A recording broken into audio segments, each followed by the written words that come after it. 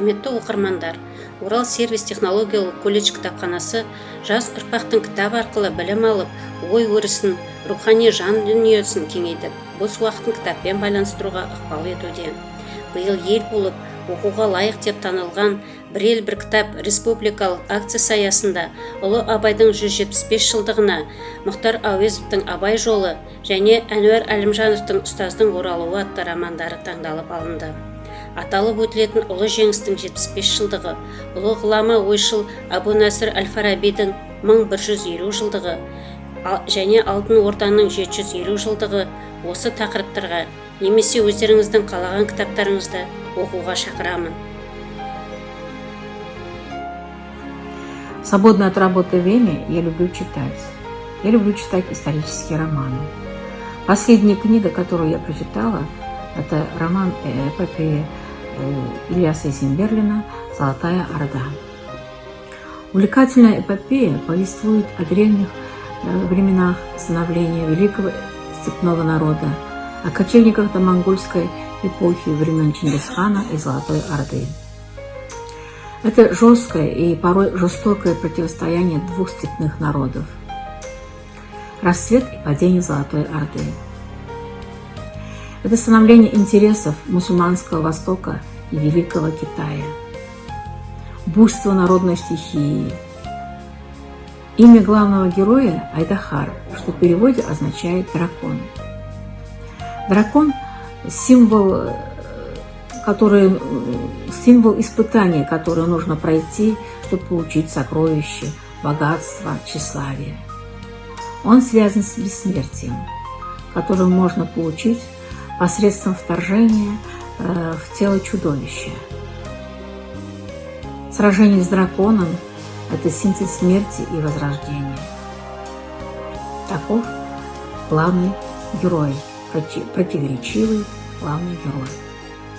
Автор с эпическим размахом отобразил реальный динамизм исторических событий, создал неповторимые образы людей Востока, дикой степи той эпохи.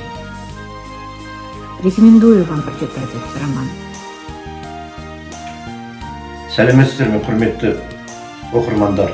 Мен Ильяс Талғат Азаматұлы Орал сервис технология колледжінде жұмыс жасаймын. Қазіргі уақыттағы мемлекетімізде болып жатқан төтенше жағдайларға байланысты үйде отырғасын уақытымызды босқа өткізбеу үшін мен өзіміздің колледж кітапханасынан Дінмұхамед Қонаев ел есінде атты кітабын алып оқып шықтым. Кітап өте қарапайым тілмен жазылған, және де осы кітап аты айтылып отырғандай Қазақстан Республикасын біраз жыл басқарған мемлекет және қоғам қайраткері, беделді адам Дінмұхамед Ахметұлы Қонаевқа арналған екен. Бұл кітап негізінен Дінмұхамед Ахметұлы Қонаевтың Орал облысына жасаған сапарында, елді аралаған уақыттарында, осы біздің өңірдің адамдарымен кездескен туралы әрбір адамдар, енді жолдастары, жұмыстастары, қоғам қайраткерлері, өнер адамдарымен кездескен уақыттағы біздің сол жерлестеріміздің Дінмұхамед Ахметұлы Қонаев жөнінде жазған естеліктері екен кездескен уақыттарында. Енді бұл жерде атап айтсақ, мынау ең бірінші Бейсен Жұмағалиев ағамыздың, ол жерлестеріміздің Дінмұхамед Ахметұлы Қонаев жөнінде жазған естеліктері екен кездескен уақыттарында. Енді бұл жерде атап айтсақ, мынау ең бірінші Бейсен Жұмағалиев ағамыздың, ол өзі де сол кезде Орал Көкшетау облыстық партия комитеттерін басқарған адам екен. Сол кісінің естеліктері бар, және де ақын, жазушы, өлкетанушы Жайсаң Ақбай ағамыздың естеліктері, және де біраз шаруашылық басшыларының Дінмұхамед Ахметұлы Қонаевпен кездескендегі естеліктері жазылған екен мына кітапта. Кітап өте қарапайым тілмен жазылған, оңай дедім мана айтып отқанымда. Әрі сосын мұнда бір кітаптың ішінде осы елмен кездесіп жатқандағы мысалы түрлі фотосуреттері бар екен. Манағы Мұхаммед Ахметұлының кітап өте тартымды, алып оқыңыздар, өте жақсы қызықты кітап екен. Сәлеметсіздер ме, құрметті көрермендер. Мен өзім бала кезімнен кітап оқығанды жақсы көремін.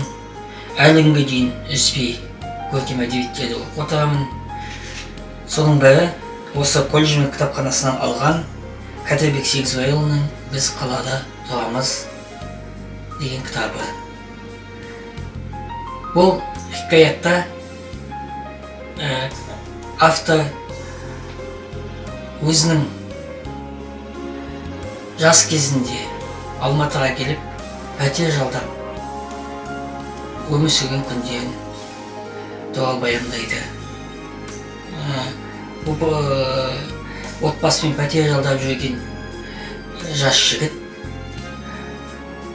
бірнеше жыл бойы пәтерден пәтер ауыстырады. Сол пәтерден пәтер ауыстырғандағы әр қожайынның қилы тағдыры туралы неше түрлі хикаялар естиді. Міне ең соңында өз пәтеріне қол жеткізген кейіпкер повестің соңында барлығын осы өзінің қалаға келгеннен бері өткен өміріндегі пәтер жалдаған пәтерлерінің қожайындарын қоныс тойға шақырмаққа ниеттенеді. Алайда олардың біреуі өмірден өтсе, біреулері өмірдегі көптеген іздеген арманына жеткен. Енді бірі әлі сол қалпында беймарал өмір кешіп жатқандары туралы баяндайды. Бұл кітаптың мені қызықтырғаны, менің өзім де қалаға келгелі отбасымен бірнеше жыл пәтерден пәтерге көшіп жүрдім. Осы хикаятты оқи отырып, мен де өз пәтерінің қожайындарын еске алдым. Олардың айтқан әңгімелері де әлі күнге дейін менің жадымда. Бұл өмірлік тағылымы бар керемет хикаят. Оқуларыңызға кеңес беремін. Орал сервис технологиялық колледжінің қызметкері Кумарова Гүлнафис Мұрадымқызы, мен өзіміздің библиотекамыздан осындай төтенше жағдайда үйде болуымызға байланысты уақытты бос өткізбейік деп Дариға Мұштанованың «Аңыз болған абысындылар» атты кітабын алып оқып шықты. Маған өте ұнады. Бұл 3 ана, 3 келін, 3 абысын өте елге сыйлы, Ділдә, Сақып, Жамал деген кейіпкерлер бар. Бір үйдің 3 қызындай болып кеткен 3 абысын туралы. Қиындықты өте көп көрген, аштықты да көрген, соғысты да көрген, небір сұмдық жағдайлар бастарынан өткен. Алыңыздар, оқыңыздар, өкінбейсіздер. Өте керемет кітап. Маған ұнады. Сәлем, мен Телекабылова Ақбота Орал сервис технологиялық колледжінің 12-ші топ шаштараз мамандығының 1-ші курс студенті боламын. Колледж кітапханасынан алып оқып жатқан кітабым Мархабат Байғұттың таңдалмалы шығармалары кітабы. Бұл кітапқа Мархабат Байғұттың көптеген әңгімелері мен повестері енгізілген. Соның ішінде кіршіксіз махаббат, ауыл жастары мен студенттері және де адал достықтың нағыз бейнесі бейнеленген. Шығармалары түсінікті, оқуға оңай және де керемет көркем тілмен жазылған. Баршаңызға оқуға кеңес беремін. Бәріңізге сәлем. Мен Гайнешева Ақнұр, Орал технологиялық сервис колледжінің тігін өндірісі және киімділігі мамандығының 1-ші курс студентімін. Қазіргі таңда елімізде болып жатқан жағдайдың кесірінен біз карантинда үйде отырмыз. Және де үйде бос отырмайық деп, мен сіздерге Жүсіпбек Аймауытовтың Ақбілек кітабын ұсынғым келеді. Бұл Жүсіпбек Аймауытовтың қаламынан туған психологиялық роман. 1927 жылы Әйел теңсіздігі журналында жарияланған болатын. Ақбілек романындағы барлық оқиғалар олар тікелей өмірден алынған. Қазақ ауылындағы дүрбелең жылдар шындығы, адамдардың бір-біріне деген қарым-қатынастары мен салт-дәстүрлері айқын сипатталды. Кейіпкерлердің келбеті, олардың жүріс-тұрысы, іс-әрекеттері наным жеткізілді.